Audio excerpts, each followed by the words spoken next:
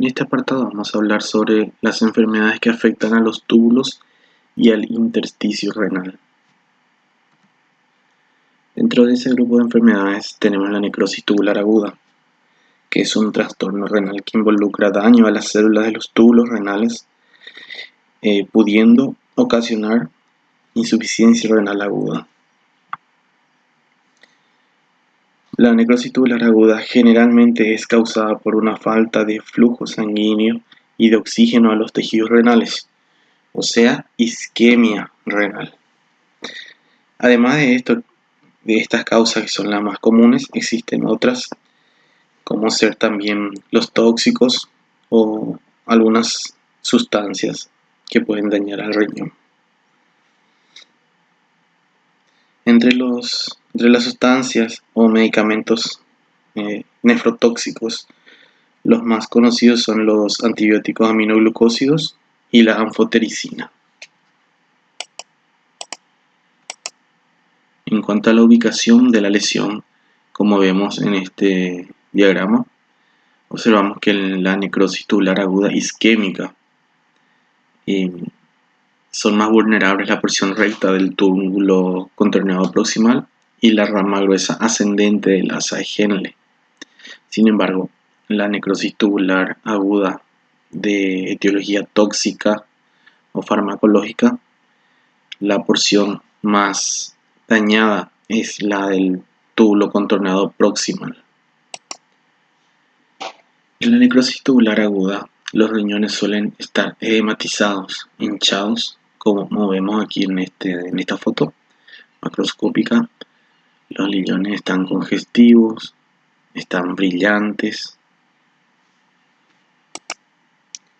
Aquí vemos una foto microscópica en donde vemos el epitelio de los túbulos contorneados proximales. Sufren necrosis, en este caso por isquemia. Isquemia, ¿por qué? Debido a una insuficiencia cardíaca con hipotensión. Por lo tanto, hay menor flujo de sangre a los riñones y ocurre lo que estamos conversando, ¿verdad? La necrosis tubular aguda de los riñones. Histológicamente se caracteriza por la necrosis del epitelio del túbulo proximal. Como dijimos, las células se observan sin núcleo, el citoplasma eosinófilo intenso, pero se conserva la forma. Al hablar de muerte celular, muerte de un tejido con conservación de la arquitectura, hablamos de necrosis coagulativa. Entonces se da una necrosis coagulativa del parénquima renal.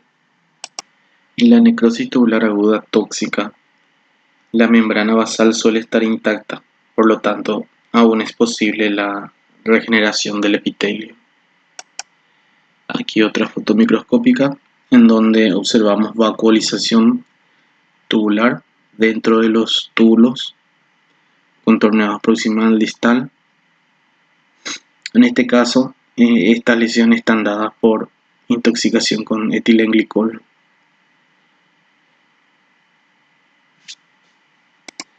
La necrosis tubular aguda resultante de toxinas suelen tener afectación tubular difusa, mientras que las que son resultantes de cuadros isquémicos tienen una afectación tubular irregular. Al decir irregular, estaríamos hablando de una afectación salteada de los túbulos, con secciones sin alterarse y otras secciones donde hay muerte celular del epitelio. Otra microfotografía, como dijimos, la necrosis observada en la necrosis tubular aguda es del tipo coagulativo, como ven en la figura que está arriba a la izquierda. Hay células con citoplasma bien eosinofílico, hay células que aún conservan su núcleo y otras células que ya perdieron el núcleo.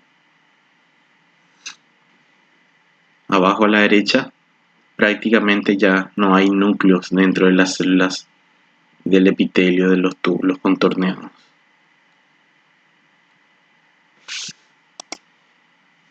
Dentro de los túbulos distales y los conductos colectores pueden precipitar cilindros de proteínas.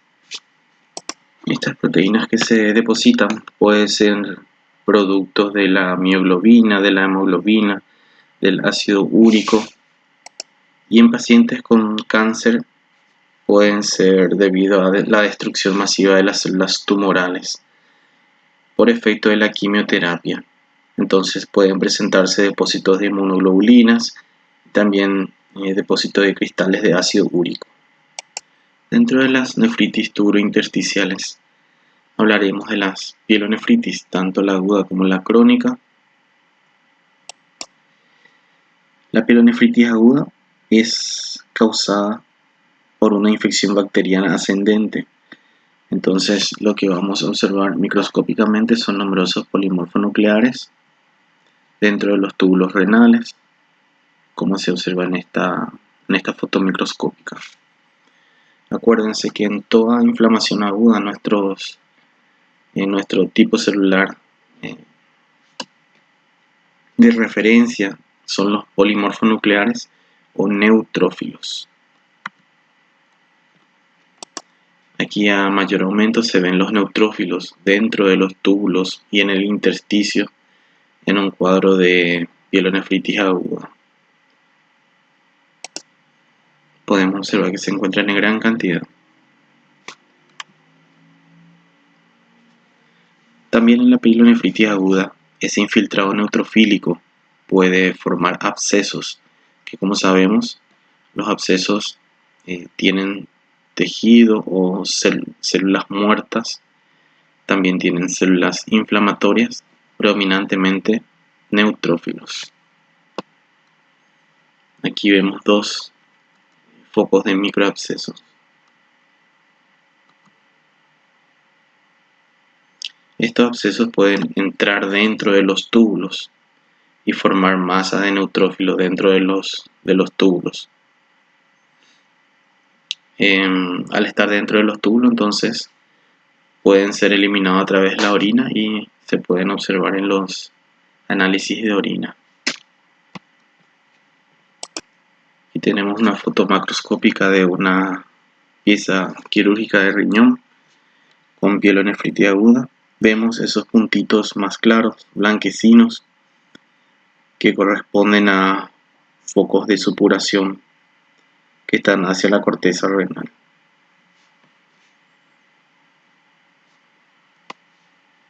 Todos esos focos son focos de microabscesos.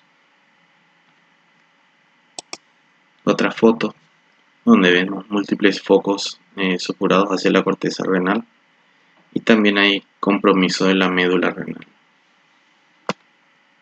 Focos de abscesos. Vemos otra foto macroscópica de un riñón. Vemos esas áreas blanquecinas que son focos de abscesos que involucran a las papilas renales. Son áreas abscedadas, áreas necrosadas. Ya sería una complicación severa de la pielonefritis aguda. Generalmente estos cuadros se dan en pacientes con diabetes mellitus. En este caso, esas células agrandadas que ven allí, con un núcleo bien evidente, de un color rosado oscuro, corresponden a inclusiones virales. Entonces estaríamos hablando de una pielonefritis aguda de una etiología viral.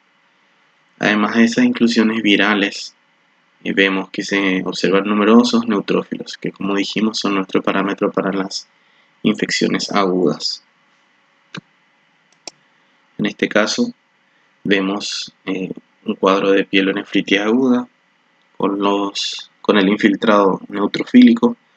Vemos un glomérulo y en el polo vascular del glomérulo vemos que se encuentran colonias bacterianas que causan también una destrucción del tejido renal periglomerular. Entonces los microfocos de colonias bacterianas se observan de esta forma, de un color azulado, algodonoso. Aquí vemos otro tipo de pielonefritis, la pielonefritis crónica, que se da luego de cuadros recurrentes y múltiples de infecciones de las vías urinarias. vemos que hay un infiltrado inflamatorio. Ese infiltrado inflamatorio generalmente está compuesto por linfocitos, eosinófilos, plasmocitos, macrófagos, que son el tipo celular predominante en una inflamación crónica. Además de ese infiltrado inflamatorio característico, lo que también se puede observar en la pielonefritis crónica es una fibrosis de los glomérulos o del parénquima renal. Aquí tenemos otra microfotografía donde vemos que se observan plasmocitos, histocitos y linfocitos. Aunque en otras patologías como la nefroesclerosis, la glomerulonefritis, los linfocitos suelen ser células inflamatorias acompañantes. Las células plasmáticas o plasmocitos son más característicos de la pielonefritis crónica. Aquí vemos otra fotografía donde se observa fibrosis del intersticio renal debido a la inflamación crónica repetitiva en este riñón. También vemos que se depositan cilindros y glóbulos blancos en los túbulos. Aquí vemos la fotografía de un riñón, fotografía macroscópica de un riñón con pielonefritis crónica. Vemos que el parénquima está retraído, está disminuido en su tamaño, todo eso debido a la pérdida de tejido renal. Este es un riñón que tiene muchas áreas de fibrosis renal, fibrosis parenquimatosa. Aquí vemos otra foto macroscópica de un riñón con pielonefritis crónica. Vemos que se observan gran cantidad de cálculos en todo el aparato pielocaliciar. Este depósito de cálculo, formación de cálculo, hacen que se estanque la orina en los riñones, y al estancarse la orina en los riñones hay depósito de bacterias. Entonces ese depósito de bacterias, la sedimentación de los componentes de los cálculos, hacen que este riñón sufra la pielonefritis crónica, una dilatación de todo el sistema pielocaliciar, atrofia del parénquima renal y fibrosis también del parénquima renal. Un tipo especial de pielonefritis crónica es la pielonefritis xantogranulomatosa, que puede observarse de esta forma. Puede observarse como la formación de un pseudotumor. Generalmente son tumoraciones redondeadas, bien delimitadas del parénquima adyacente.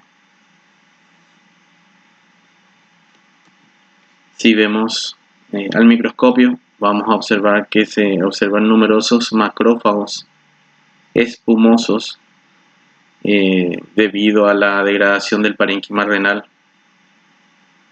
Entonces, esa es la característica de la pielonefritis xantogranulomatosa, la presencia de macrófagos espumosos y células epitelioides en gran cantidad en el foco infeccioso.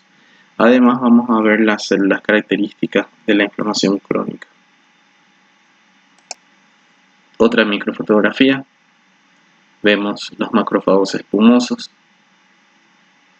y vemos el infiltrado inflamatorio crónico. Estas células espumosas o macrófagos espumosos xantogranulomatosos tienen abundante cantidad de lípidos, por eso se observan con aspecto espumoso o de espumadera. Hablaremos ahora sobre las enfermedades de los vasos sanguíneos. La nefroesclerosis benigna. La nefroesclerosis benigna es una patología arteriolar hipertensiva benigna donde ocurre una alteración renal progresiva causada por una hipertensión crónica no controlada. Entonces, allí ocurren signos y síntomas de enfermedad renal crónica, por ejemplo, anorexia, náuseas, vómitos, prurito, somnolencia, confusión, así como signos de daños orgánicos secundarios a la hipertensión. El diagnóstico es principalmente clínico y se apoya en estudios de imagen y de laboratorio. El tratamiento básicamente es el control de la presión arterial y el soporte de la función renal, ya que existe una alteración renal en esta patología.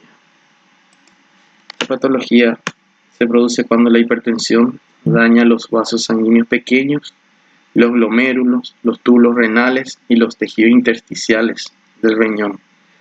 Entonces, debido a todas esas alteraciones, se produce una enfermedad renal crónica progresiva. ¿Cómo se observa el riñón de estos pacientes? Se observa de tamaño normal o moderadamente reducido. La corteza tiene una superficie granular con aspecto de cuero. Hay pérdida de masa y se debe principalmente a las cicatrices y al adelgazamiento cortical, debido a la fibrosis de los glomérulos, fibrosis de los túbulos. Una alteración renal que se puede observar es el engrosamiento de las pequeñas arterias.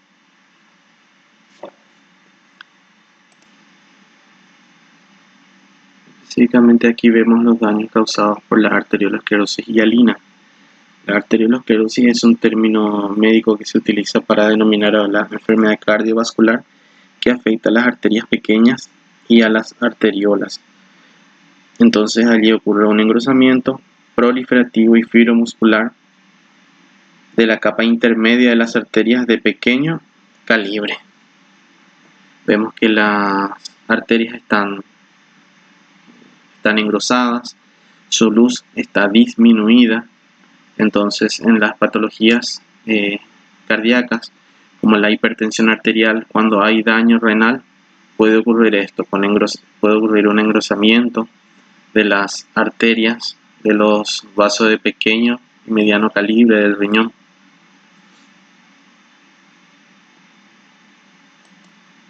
Todo esto disminuye la luz de los vasos y ello se traduce con una disminución del flujo sanguíneo a estos órganos. ¿Cuál sería la consecuencia? Se verían focos de atrofia isquémica de los túbulos. Vemos que aquí los túbulos están fibrosados, están disminuidos en su luz. También los túbulos fibrosados ya no sirven para la filtración, para el transporte de orina luego del filtrado en los glomérulos. Entonces son estructuras fibrosadas que no son funcionales. Por lo tanto, básicamente hay pérdida del parénquima renal funcional. Además de las alteraciones en los túbulos, también hay fibrosis periglomerular y puede ocurrir también fibrosis en las arteriolas de los glomérulos. Ahora vamos a hablar sobre la hipertensión maligna y la nefroesclerosis acelerada. La nefroesclerosis maligna se caracteriza por la presencia de necrosis fibrinoide en las arteriolas por una hipertensión arterial acelerada o una insuficiencia renal. Macroscópicamente, ¿cómo se observa el riñón? Se observa que la superficie cortical puede mostrar pequeñas hemorragias de aspecto puntiforme, como petequias, debido a la rotura de las arteriolas o de los capilares glomerulares, debido todo eso a la hipertensión arterial. Entonces el riñón adquiere un aspecto de que fue picado por pulgas, con pequeños puntitos rojos en la superficie de corte. Como dijimos, en la hipertensión maligna ocurre una necrosis fibrinoide de las pequeñas arterias renales, como se muestra aquí en esta foto. Esos daños en las arterias conducen a la formación de fibrina, de allí el nombre de fibrinoide. Debido a todas estas alteraciones, la enfermedad cursa con un deterioro agudo o subagudo del filtrado glomerular. Suele acompañarse de hipertrofia del ventrículo izquierdo, proteinuria, microhematuria, alcalosis hipocalémica y valores altos de renina y de angiotensina. Todas estas alteraciones debido a la hipertensión arterial sistémica que afecta al riñón. La necrosis fibrinoide ocurre cuando se depositan complejos de antígeno y anticuerpos en la pared de las arterias. En las patologías, por ejemplo, de etiología inmune. Entonces, esos depósitos dañan las paredes de las arterias y el material hialino extravasado se empieza a coleccionar en las paredes de las arterias. Entonces, al ir depositándose, crece el grosor el espesor de estas arterias con la consecuente disminución de su luz. Hay un engrosamiento de la íntima, proliferación de los miocitos, especialmente de las células musculares lisas, elásticas que componen la pared vascular. También hay colágeno involucrado, acúmulos de proteoglucanos, de proteínas plasmáticas, y entonces arquitecturalmente adquieren un aspecto de capas de cebolla. En la nefroesclerosis maligna causada por la hipertensión arterial hay una arteriolitis hiperplásica con aspecto, como les dije, de capa de cebolla o de piel de cebolla o de aros de cebolla, que consisten en un engrosamiento de la capa íntima y un crecimiento concéntrico tanto de fibroblastos, de colágeno, de células musculares lisas y de depósito de fibrina, que hace que disminuya la luz de estos vasos.